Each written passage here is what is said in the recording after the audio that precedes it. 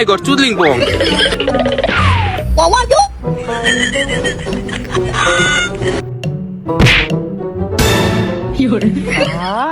বাইস্তা চুরি বাটপারি আর ছাড়লা না না এমনা ঢোকা।